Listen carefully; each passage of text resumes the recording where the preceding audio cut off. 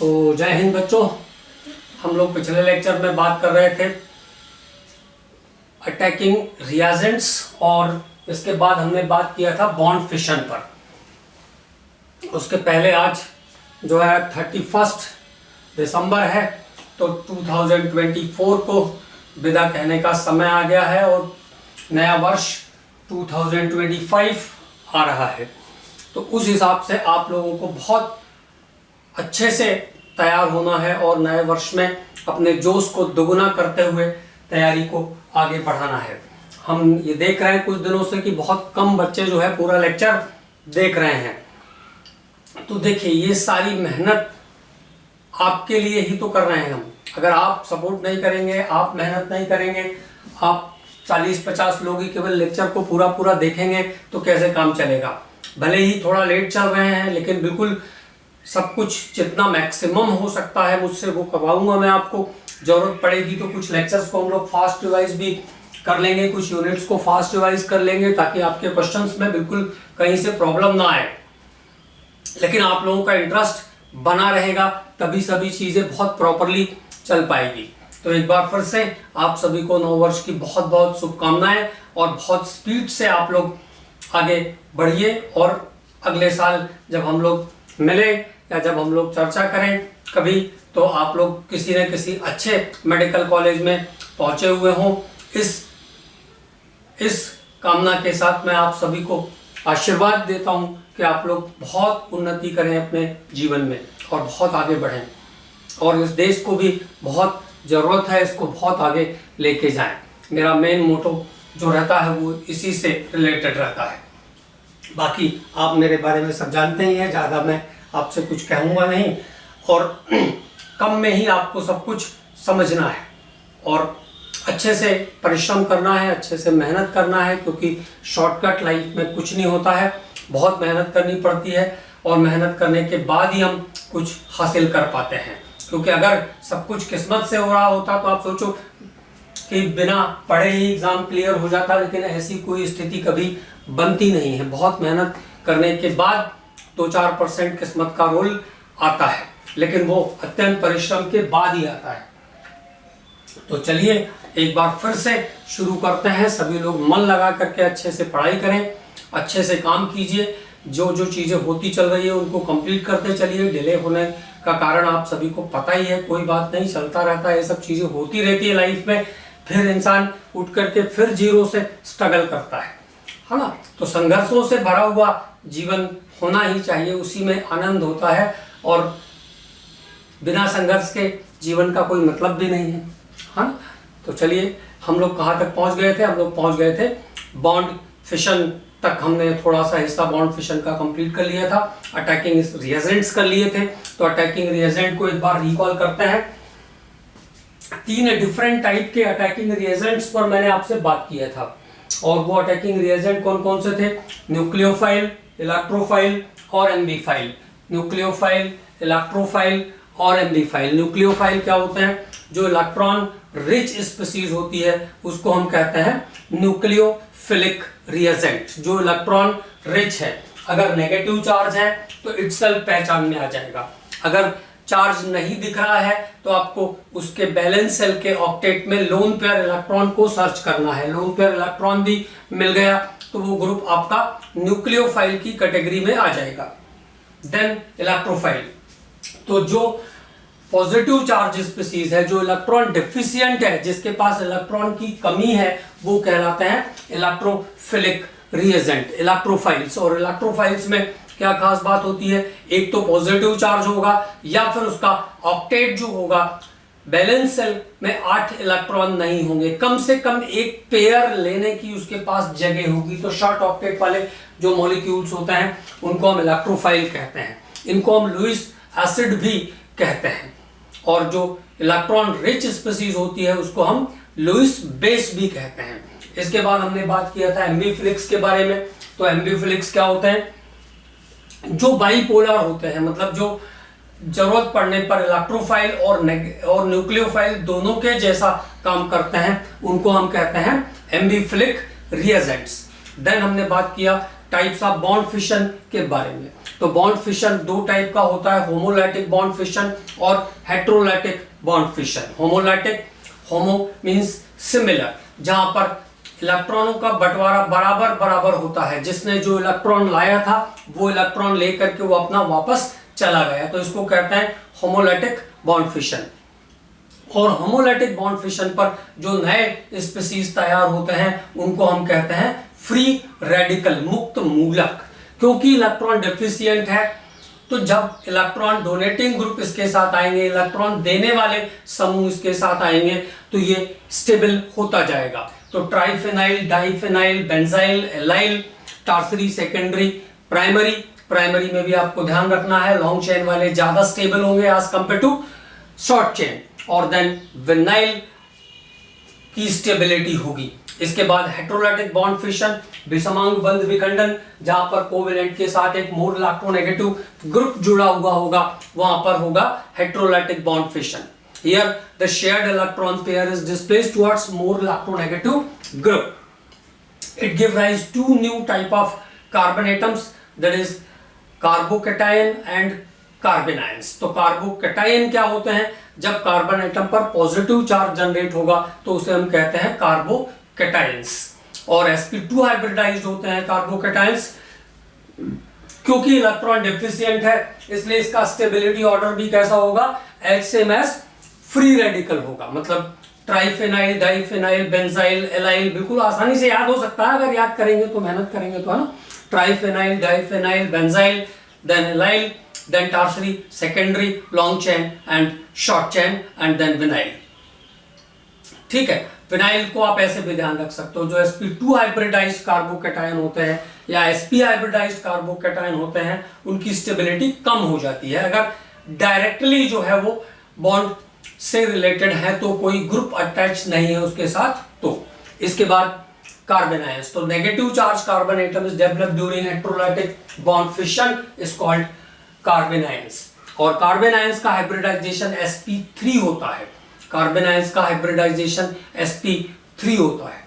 और carbon ion का stability फिर ट्राइफेनाइल, डाइफेनाइल, बेंजाइल, एलाइल यहां तक सेम चलेगा, लेकिन इसके बाद पलट जाएगा primary, secondary and then tertiary, उसके बाद फिर विनाइलिक कार्बन आयन होगा। ओके, तो ये यहां तक हम लोगों ने कंप्लीट कर लिया था। अब हम लोग बात करेंगे आज के लेक्चर में अबाउट कार्बीन्स एंड नाइट्रीन्स। कार्बीन्स और नाइट्रीन्स दो हमारे इंटरमीडिएट स्पीसीज बचे हुए हैं, तो उसके बारे में हम बात करते हैं। पहला जो स्पीसीज है हमारा वो है कार्बीन्स। कार्बीन्स क्या होते हैं और क्या काम है हमें कार्बीन का, हम इस टॉपिक से शुरू करेंगे।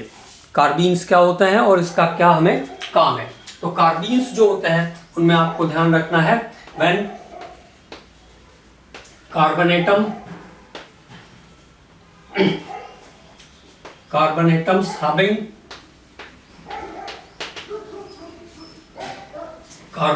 having 2 सिग्मा बॉन्ड, जब कार्बन परमाणु पर 2 सिग्मा बंद होगा, and have electron pair and have 2 extra electron कह लो या इलेक्ट्रॉन पेयर कह लो, एंड have इलेक्ट्रॉन पेयर, एक इलेक्ट्रॉन युग्म भी होगा उसके पास, have इलेक्ट्रॉन पेयर। तो 2 सिग्मा बॉन्ड और एक इलेक्ट्रॉन युग्म वाला जो समूह है उसको हम कहते हैं carbene. 2 sigma bond and have electron pair, that species is called carbene.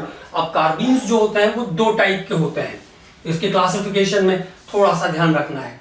कार्बीन्स जो होते हैं वो 2 टाइप के होते हैं। Number 1 is the singlet carbene, पहला सिंगलेट कार्बीन, और दूसरा triplet carbene. Triplet carbene, singlet carbene और ट्रिपलेट कार्बीन, इस क्लासिफिकेशन को हमें अच्छे से समझना है। What is the meaning of the singlet carbene and what is the meaning of the triplet carbene. तो 2 सिग्मा बॉन्ड और एक इलेक्ट्रॉन पेयर होगा, यहां तक क्लियर हो गई थी बात। अब बारी आई सिंगलेट और ट्रिपलेट कार्बीन्स की। सिंगलेट और ट्रिपलेट कार्बीन्स क्या होते हैं, तो सबसे पहले हम बात करते हैं अबाउट सिंगलेट कार्बीन। तो देखो सिंगलेट कार्बीन, सिंगलेट कार्बीन क्या होते हैं इसकी हम बात करते हैं। तो अब ऐसे देखो, ऐसे समझते हैं जैसे कार्बन है, तो 1s2, 2s2, 2p2 is the ground state level of carbon, ground state electronic configuration of carbon. जब ये हाइब्रिडाइज्ड होगा तो जो बैलेंस सेल होता है उनकी एनर्जी सेम हो जाती है हाइब्रिडाइज्ड स्टेट में। नाउ व्हाट हैपेंस, ये 2s2 का 2s1 हो जाएगा और 2p3, क्योंकि एनर्जी बराबर हो जाती है इसलिए इलेक्ट्रॉन आसानी से आगे जा सकते हैं। अब इसने काम क्या किया कि दो हाइड्रोजन या दो किसी भी पक्के दोस्त बनाए, और दो इसके जो दोस्त थे, मान लीजिए मैंने इसको कह दिया ये Y है, एक ये दोस्त इसका Y है, दो इसके और दोस्त हैं। और जब फ्रेगमेंटेशन हुआ, जब ये तोड़फोड़ हुई, मतलब वो Y जो है दोनों वो बाहर जाना चाहते हैं, और जाते समय उन्होंने क्या काम किया कि एक ही ऑर्बिटल के दोनों, एक Y का इलेक्ट्रॉन था, एक कार्बन का इलेक्ट्रॉन था, यहाँ पे एक Y का इलेक्ट्रॉन था, एक कार्बन का इलेक्ट्रॉन था। Y ने जाते समय क्या किया कि एक Y अपना इलेक्ट्रॉन लेके गया, ऐसा हम लोग हाइपोथेटिकली बात कर रहे हैं, एक Y अपना इलेक्ट्रॉन लेके गया और एक Y कार्बन का इलेक्ट्रॉन लेकर के चला गया। तो नाउ व्हाट हैपेंस, मतलब यहाँ पे जो इलेक्ट्रॉन था Y का वो बचा हुआ है, this electron is remaining, but दो इलेक्ट्रॉन जो थे वो चले गए कहां से, लास्ट वाले ऑर्बिटल से, तो ये ऑर्बिटल पूरा आपका वैकेंट हो गया। तो ये कहलाता है सिंगलेट कार्बीन। मतलब how can define two sigma bond and one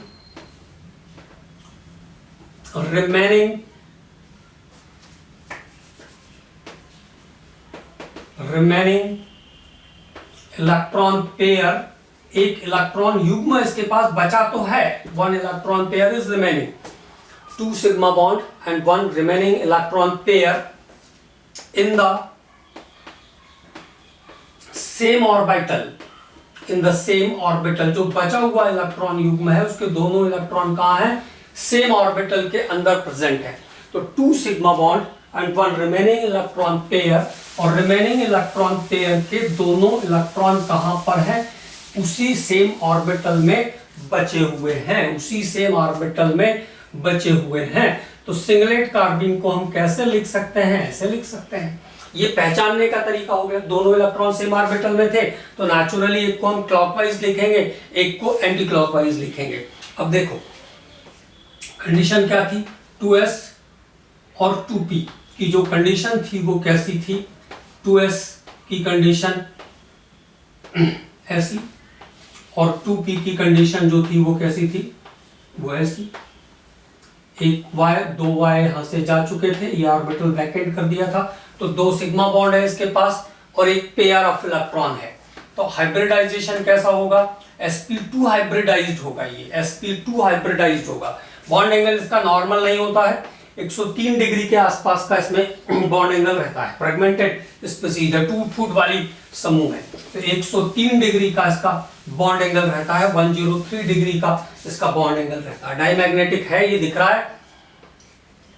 इसके साथ देखो तीन ऑर्बिटल इसके पूरे भरे हैं, चौथा वाला वैकेंट है। जबकि हॉर्न्स रूल क्या कहता है, एक एक, जैसे ये सेम एनर्जी के हैं तो सब में एक एक इलेक्ट्रॉन जाना चाहिए, then pairing will takes place. But एक ऑर्बिटल पूरा वैकेंट है तो क्या हो रहा है, डू नॉट ओबे द हॉर्न्स रूल। ये कार्बीन जो है हुंड के नियम का पालन नहीं कर रही है, डू नॉट ओबे द हॉर्न्स रूल। ये कार्बीन जो है वो हॉर्न्स रूल को ओबे नहीं कर रही है।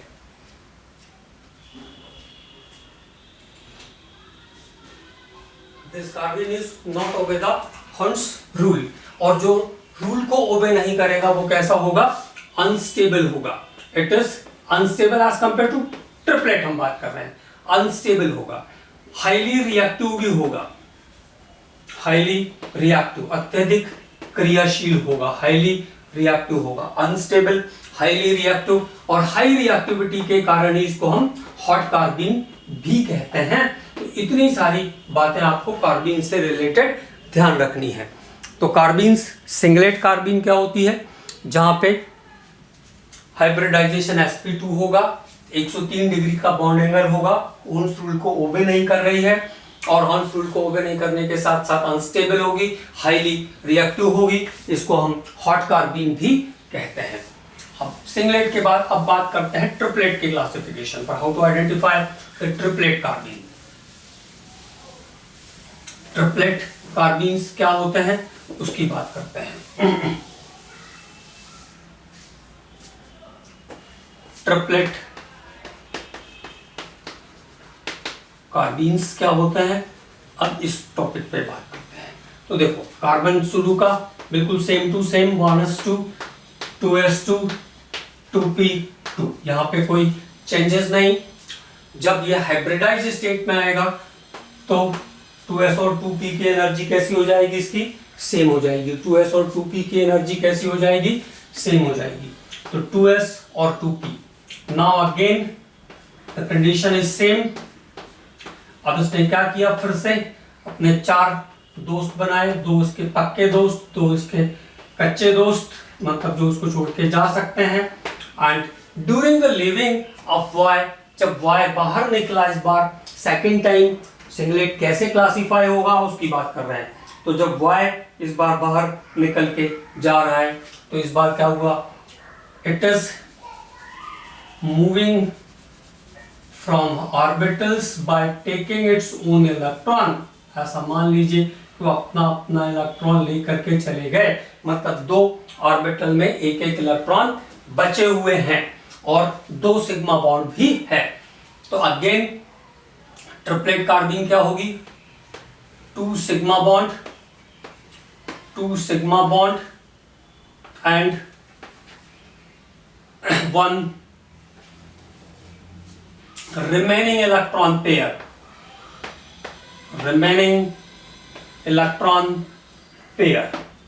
2 सिग्मा बॉन्ड है और एक इलेक्ट्रॉन, 2 इलेक्ट्रॉन मिला के एक इलेक्ट्रॉन पेयर भी है।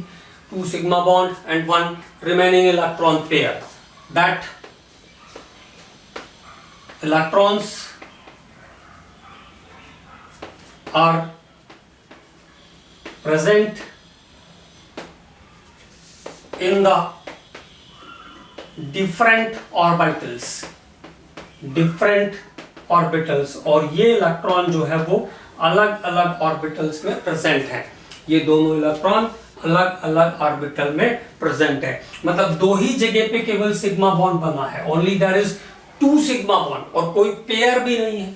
तो जब 2 ही सिग्मा बॉन्ड है तो इसका हाइब्रिडाइजेशन कैसा निकल के आएगा, sp हाइब्रिडाइज्ड होगी ट्रिपलेट कार्बीन। तो पहले तो हम लोग ये बात करते हैं कि इसको कैसे डिनोट कर सकते हैं हम, जिससे कि हमको केवल आइडेंटिफिकेशन साइन से ही पहचान में आ जाए।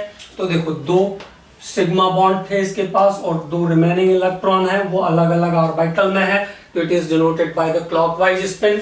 ये हमारा ट्रिपलेट कार्बीन का डिनोट करने का तरीका हुआ। sp हाइब्रिडाइज्ड होती है triplet carbene, bond angle 180 degree का रहता है, लीनियर इसका शेप होगा, और ये आप ध्यान से देखोगे तो हॉर्न्स रूल को ओबे कर रहा है, ओबे द हॉर्न्स रूल, ये हॉर्न्स रूल को ओबे कर रहा है। हॉर्न्स रूल को ओबे करेगा तो स्टेबल होगा as compare to singlet, less reactive भी होगा, लेस रिएक्टिव, और रिएक्टिविटी के कम होने के कारण इसको हम कोल्ड कार्बीन भी कहते हैं, ऑल्सो कॉल्ड कोल्ड कार्बीन। तो इसको हम कोल्ड कार्बीन भी कहते हैं, क्रियाशीलता के कम होने के कारण इसको हम कोल्ड कार्बीन भी कहते हैं। तो it is about the triplet carbene, ये है ट्रिपलेट कार्बीन। अब बेसिकली एक इंपॉर्टेंट बात जो यहाँ पे हमको ध्यान में रखना है, वो क्या ध्यान रखना है, एप्लीकेशन क्या है। जैसे अभी 20 के आसपास 19 या 20 में क्वेश्चन आया कि कार्बोलामाइन रिएक्शन जो होगा उसमें इंटरमीडिएट स्पीसीज क्या बनेगी। तो ये ध्यान रखेंगे बेटा जी कि जो ऐसे रिएक्शन हैं जिनमें chloroform basically as a reactant use होता है, जैसे कार्बोलामाइन रिएक्शन हो गया, इसके बाद रामेटिमन रिएक्शन हो गया। इन केमिकल रिएक्शंस में carbene as the intermediate species आता है, इनमें carbene as the intermediate species आता है। तो इंपॉर्टेंट बात क्या ध्यान रखना है, कार्बिलामाइन, ऐसा कार्बीन्स, सबसे काम की चीज यही है, carbenes are intermediate species. Carbenes are intermediate species when chloroform, बस सब एक लाइन ध्यान रखना है, मतलब chloroform, carbenes are the intermediate species when chloroform are used as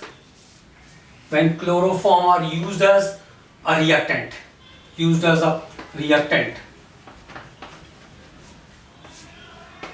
जब क्लोरोफॉर्म को हम एज अ रिएक्टेंट यूज करते हैं तो उन केमिकल रिएक्शंस में कार्बीन इंटरमीडिएट स्पीसीज बनती है. एग्जाम्पल, दो बड़ी important reaction. Example, carbylamine reaction. हम जब कार्बिलामाइन रिएक्शन की बात करेंगे तो वहां भी इसको बताएंगे. कार्बिलामाइन रिएक्शन, राइमेटामन्स रिएक्शन, दोनों बड़े इंपॉर्टेंट हैं. Reimer Tiemann's reaction etcetera. तो कार्बिलामाइन रिएक्शन और राइमेटामन रिएक्शन दोनों में जो है carbene as a intermediate species बनती है. दोनों में carbene as a intermediate species बनती है, ये ध्यान रखना है. दोनों में carbene as a intermediate species बनती है, ये ध्यान रखना है. अब इसके बाद कार्बीन्स के बाद एक और इंटरमीडिएट स्पीसीज आता है, तो उसके बारे में भी हम बात कर लेते हैं. That is नाइट्रिन. नाइट्रिन उसी के जैसी है बिल्कुल, बट केवल ध्यान रखना है कि ये इंटरमीडिएट स्पीसीज भी आया. Nitrogen atom, nitrogen atom has 1 sigma bond. जब नाइट्रोजन के पास एक सिग्मा बॉन्ड होगा and 1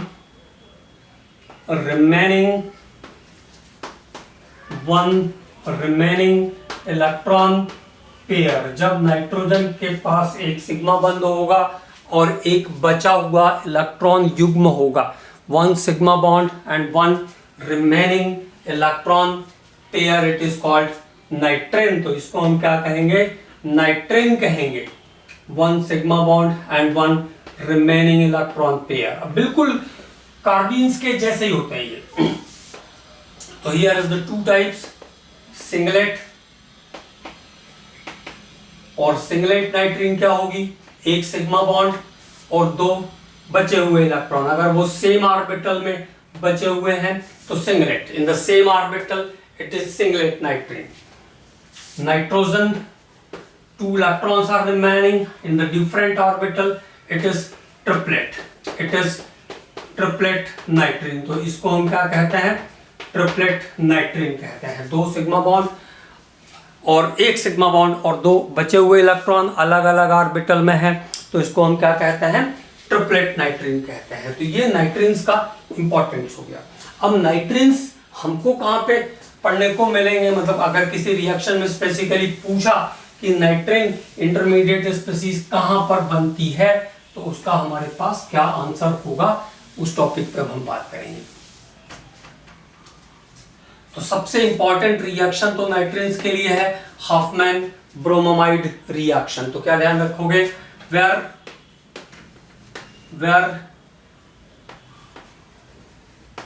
amide CONH2 group, amide, RnCO, alkyl isocyanate, RnCO,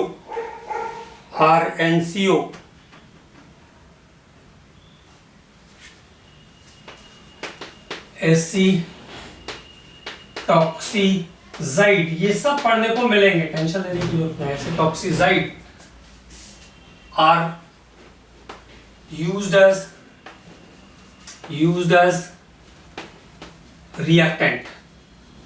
reactants. Nitrins are the intermediate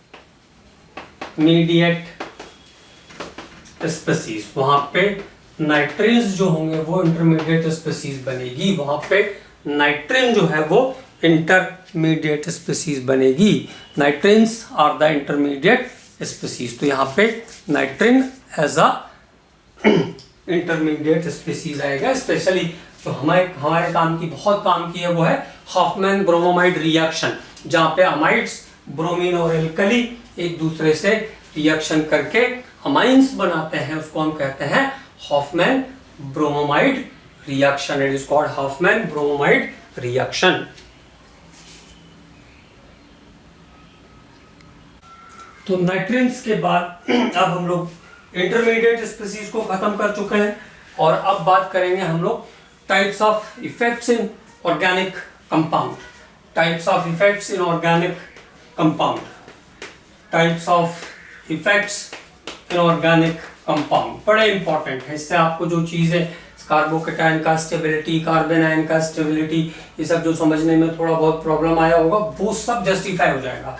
types of effect in organic, types of effect in organic compounds. Organic compound में कौन कौन से प्रकार के प्रभाव उत्पन्न होते हैं या कौन कौन सी चीजों का इफेक्ट लगता है उसकी बात कर रहे हैं हम लोग। Types of effects in organic compounds. तो नंबर 1 पे आएगा सबसे पहला inductive effect. Inductive effect Hindi में इसको कहते हैं प्रेरणकीय प्रभाव। प्रेरणकीय प्रभाव, इंडक्टिव इफेक्ट, आई इफेक्ट भी बोलते हैं शॉर्टकट में। शॉर्टकट में इसको आई इफेक्ट भी बोलते हैं, इंडक्टिव इफेक्ट। कैसे, हाउ टू आइडेंटिफाई, कैसे पहचान में आएगा? Mid head arrow, mid head arrow. दूसरा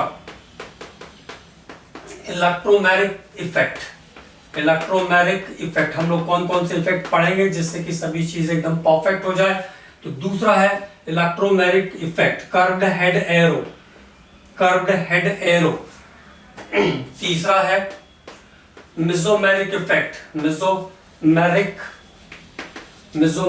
effect, mesomeric effect.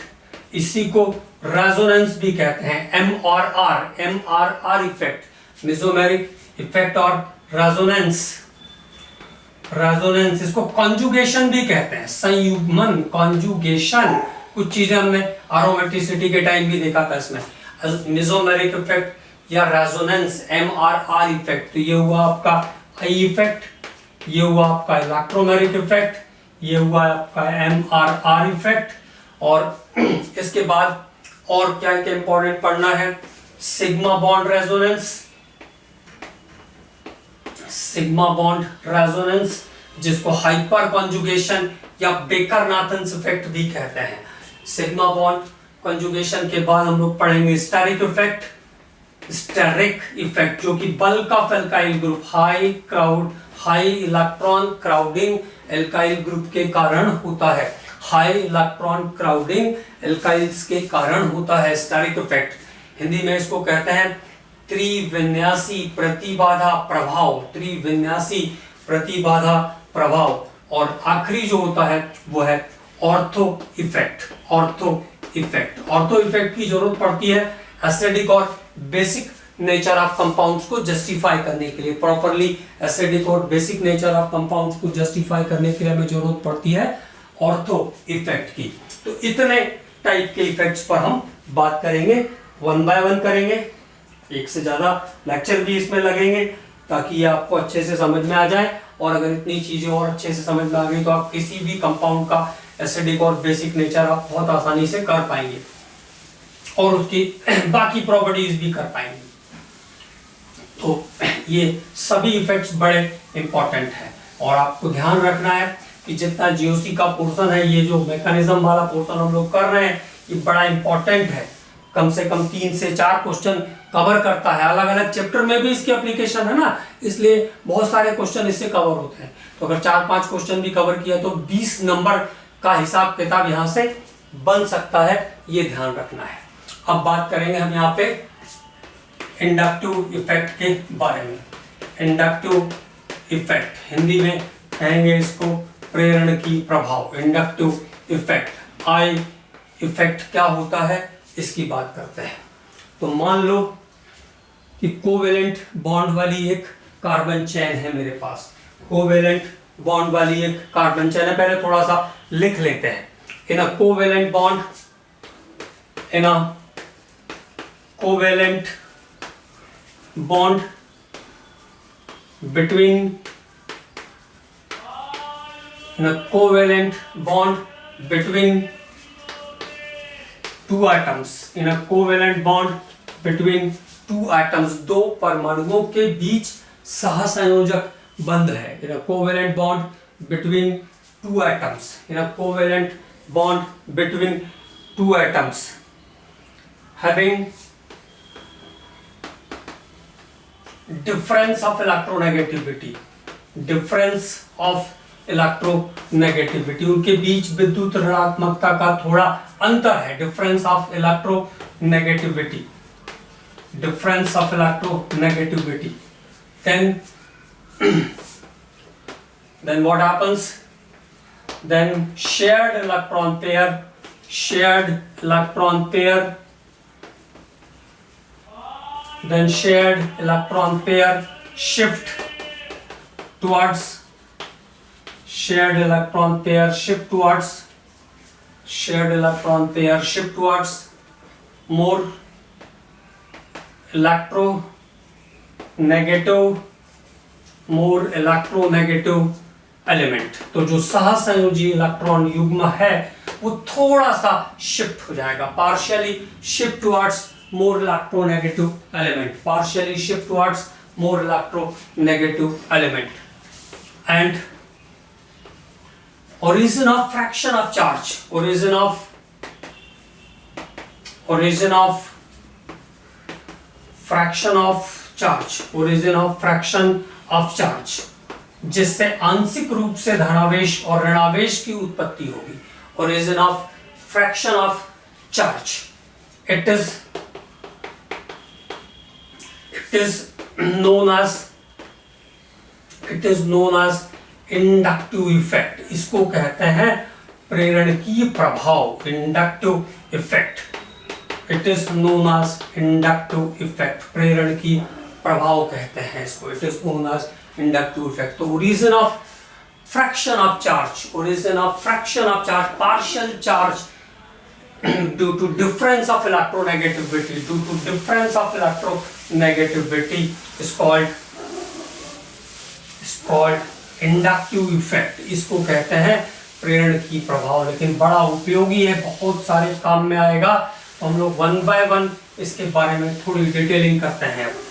Inductive effect, तो सबसे पहली बात क्या हुई कि एक ऐसा मॉलिक्यूल था जिसमें पूरे के पूरे कोवेलेंट बॉन्ड थे, पूरे के पूरे covalent bond, single covalent bond, sigma bond के थ्रू ऑपरेट करता है ये, जिसमें पूरे के पूरे सिंगल कोवेलेंट बॉन्ड थे। एक ऐसा मॉलिक्यूल जिसमें पूरे सिंगल कोवेलेंट बॉन्ड थे, और यहां पर भी एक इलेक्ट्रॉन पेयर था, और ये कोई ग्रुप था इसके साथ, एक्स या वाई कुछ भी आप मान लीजिए, considerance. And here is also a sigma bond sharing orbital, single bond है ना, तो सिग्मा बॉन्ड वाला शेयरिंग ऑर्बिटल है। अब अगर ये C और Y के बीच का जो पेयर ऑफ इलेक्ट्रॉन है, ये पार्शियली या तो इसकी तरफ शिफ्ट होता है या तो इसकी तरफ शिफ्ट होता है, दोनों में से किसी की तरफ भी जा सकता है। अगर इसकी तरफ गया तो ये नेगेटिव और ये कैसा पॉजिटिव। अब यहाँ पे पॉजिटिव हुआ तो चूंकि यहाँ पे भी सिस्टम में इलेक्ट्रॉन है, तो अगर आपका पड़ोसी थोड़ा दुखी होगा तो आपको भी होगा, खुशी होगी तो थोड़ी खुशी भी होती है। दोनों चीजों का इंडक्शन हमको मिलता है। तो अगर ये पॉजिटिव हुआ तो ये इसकी तरफ इलेक्ट्रॉन देने की कोशिश करेगा, ये थोड़ा कम पॉजिटिव रहेगा, ये थोड़ा और कम पॉजिटिव, तो 4 कार्बन तक वैलिड रहता है। कुल मिला के मैं ये बताना चाह रहा हूँ। और अगर ये इसकी तरफ आया तो ये कैसा हो जाएगा नेगेटिव, और ये कैसा हो जाएगा दैट टाइम पॉजिटिव। तो that is the origin of the fraction of charge, partial charge due to the displacement of sigma bond electron pair is called inductive effect. Okay, तो इसको कहते हैं, इस फिनोमेना को कहते हैं हम इंडक्टिव इफेक्ट. अब ये दो टाइप का होता है. It is are of two types. Inductive effect के कितने टाइप होते हैं? दो टाइप होते हैं. तो हम बात करते हैं टाइप्स ऑफ इंडक्टिव इफेक्ट की. What is the types of the inductive effect? What are the types? दो टाइप का होगा, मैंने आपको बता दिया. दैट इज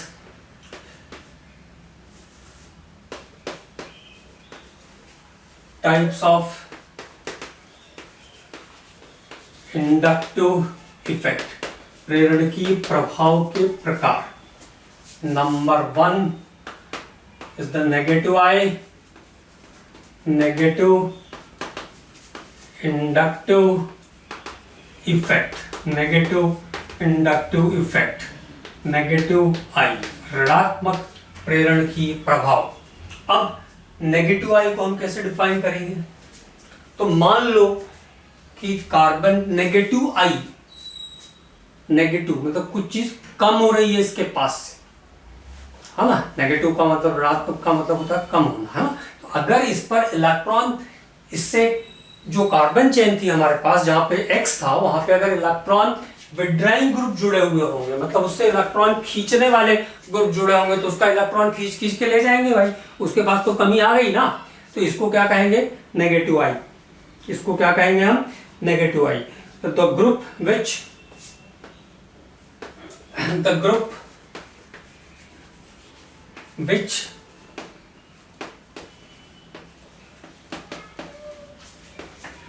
withdraw electron, मतलब simply we can say that electron withdrawing group, the group which withdraw electrons, जो इलेक्ट्रॉन को अपनी ओर खींच के ले जाते हैं, which withdraw electron is called negative I group, is called negative I group. This effect is known as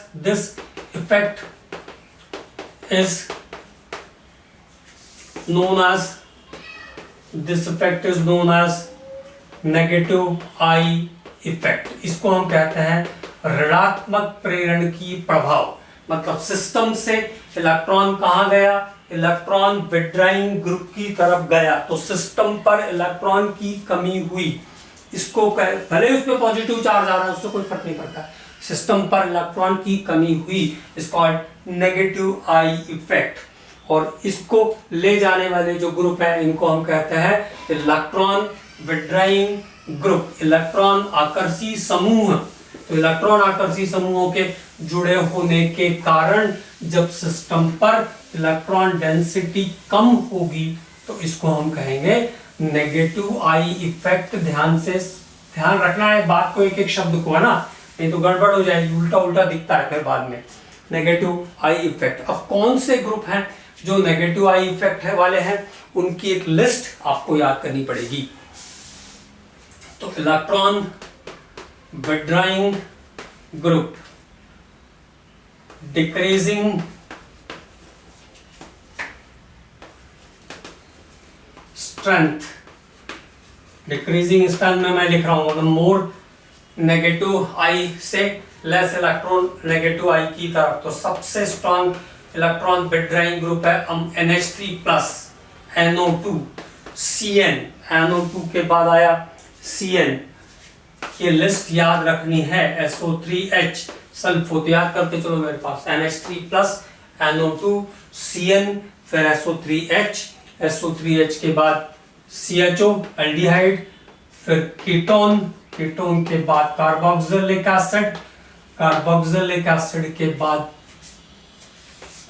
COCl मतलब acid chloride, acid chloride के बाद एस्टर, एसिड क्लोराइड के बाद एस्टर्स.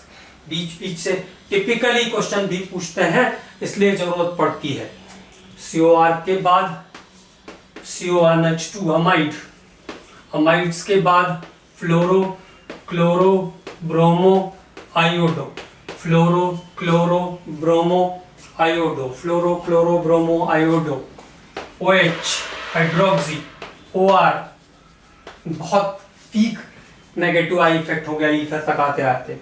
इसके बाद NH2, इसके बाद फिनाइल्स और उसके बाद हाइड्रोजन।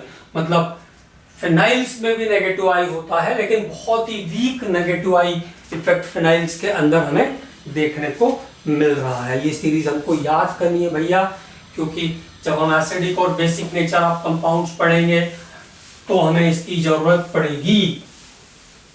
तो एक तो नेगेटिव आई की बात होगी। अब नेगेटिव आई के बाद हम बात करते हैं पॉजिटिव इंडक्टिव इफेक्ट के बारे में। पॉजिटिव इंडक्टिव इफेक्ट के बारे में, plus I effect. Plus I effect, अब प्लस आई इफेक्ट क्या होता है? व्हेन इलेक्ट्रॉन डोनेटिंग, आपके पास कोई ऐसा है जो आपको कुछ दे रहा है, आपको कुछ दे रहा है, तो you are becomes rich at the moment. वो समय आपके पास संख्या बढ़ेगी उस चीज की। तो when electron donating group, electron donating group, electron donating group EDZ, और when electron donating group are present, show the plus I effect. तब कौन सा आएगा? धनात्मक प्रेरण की प्रभाव आएगा। Show the plus I effect, इनको हम कहेंगे इलेक्ट्रॉन डोनेटिंग ग्रुप जब प्रेजेंट होंगे, इलेक्ट्रॉन डोनेट करेंगे, इलेक्ट्रॉन रिच करेंगे सिस्टम को, आपको इलेक्ट्रॉन रिच करेंगे, आपको कुछ चीज कोई दे रहा है तो उस चीज से आप उस चीज की संख्या आपके पास बढ़ रही है, तो इसको कहेंगे इलेक्ट्रॉन डोनेटिंग ग्रुप या प्लस आई ग्रुप। और इस इफेक्ट को हम क्या कहते हैं? Plus I effect. Show the plus I effect. और प्लस आई की जो पावर होती है वो अल्काइल्स में होती है, अल्काइल्स में जो होती है वो प्लस आई की पावर होती है। Plus I power tertiary alkyl में सबसे प्रोमिनेंट, देन सेकेंडरी अल्काइल में,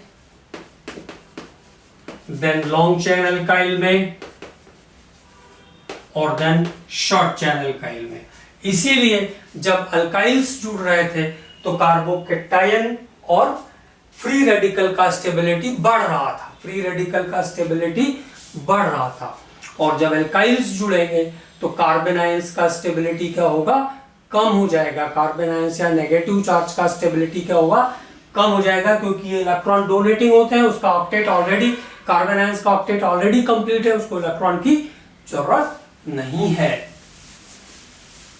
तो चीजें धीरे धीरे रिलेट करेंगे, अपने ब्रेन से भी चीजों को रिलेट करना है, यहाँ पे थोड़ा सा काम आपको करना है, तो धीरे धीरे सब चीजें क्लियर होती चलेगी। अब देखो, जैसे मान लो कभी क्वेश्चंस आते हैं तो कैसे आ सकते हैं और क्या हमको उसकी जरूरत पड़ेगी। जैसे हमने कहा, arrange the following group in their decreasing order of -i power. Arrange the following groups, arrange the following groups according to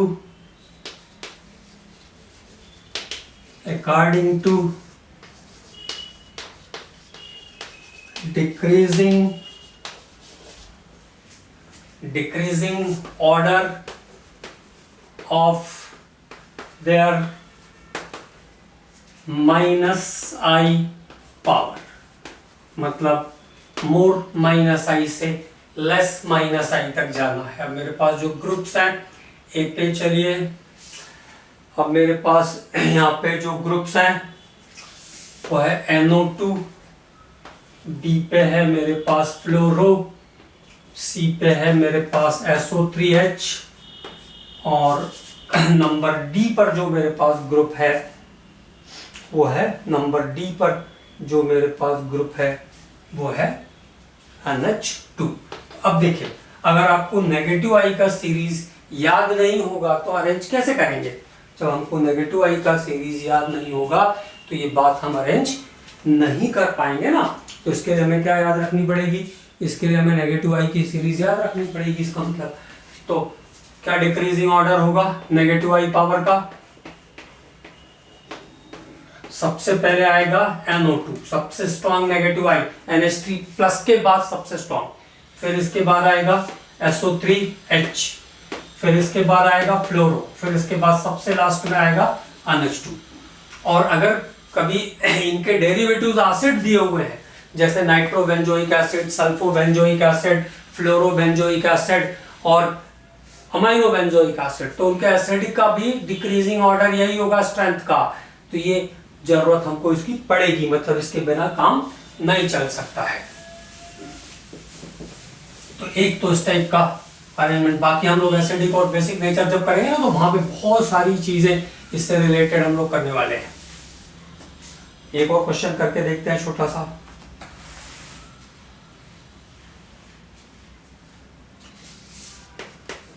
decreasing order of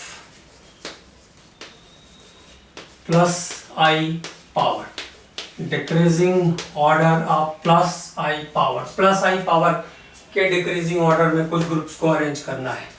पहला ग्रुप है मेरे पास CH3 CH2, सेकेंड है मेरे पास CH3, थर्ड है मेरे पास CH3 CH3 CH आइसोप्रोपाइल, और फोर्थ है मेरे पास टर्शरी अल्काइल। तो प्लस आई पावर सबसे ज्यादा किसमें?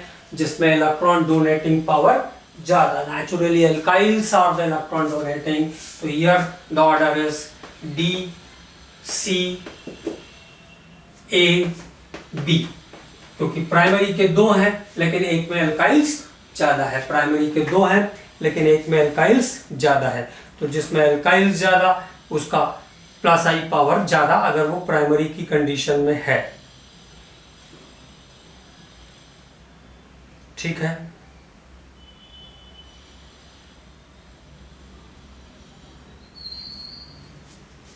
तो ये रिलेशन है कुछ प्लस आई इफेक्ट का और माइनस आई इफेक्ट का। अगले लेक्चर में हम लोग इलेक्ट्रोमैग्नेटिक इफेक्ट और उसके आगे के हिस्से पर काम करेंगे।